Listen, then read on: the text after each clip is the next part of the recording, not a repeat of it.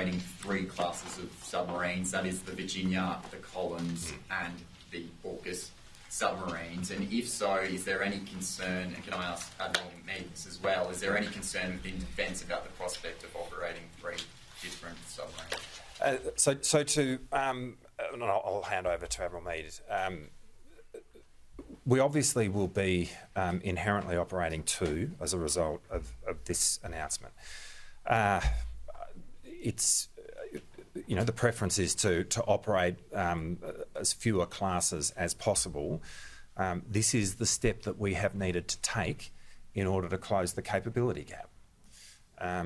We can't escape from the fact that over the last decade, seeing our country go in and out of a deal with Japan and then in and out of a deal with France has meant that we lost a decade there.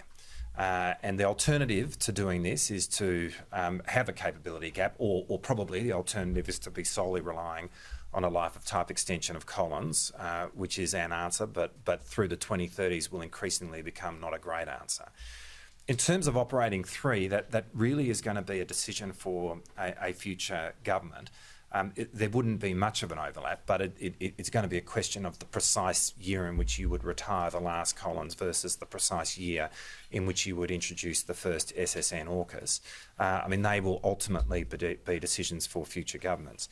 But we are confident that we can manage having the 2 submarines in the fleet, and there will be a considerable degree of commonality between the Virginias and the SSN AUKUS, which will mean that the difference is not as large as it looks. But Admiral Mead?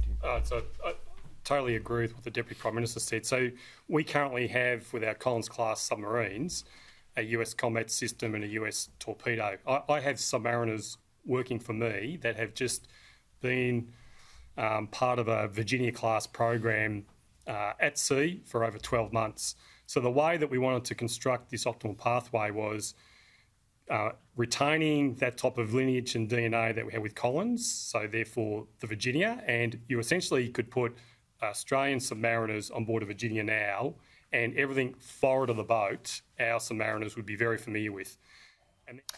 That's where we leave that media conference from Canberra. We heard from the Defence Minister Richard Marles there, defending the cost as modest in the context of the entire defence budget and the entire budget. How this is going to be paid for, well, we'll have to wait to the budget to see some of that early budgeting in the forward estimates.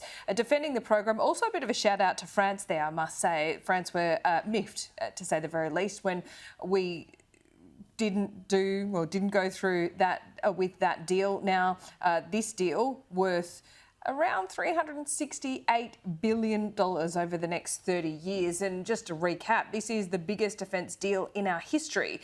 We're getting nuclear-powered submarines, 8 of them. They'll be built, operated and maintained right here in Australia. The cost, enormous, as I mentioned. It's 0.15% of our total GDP.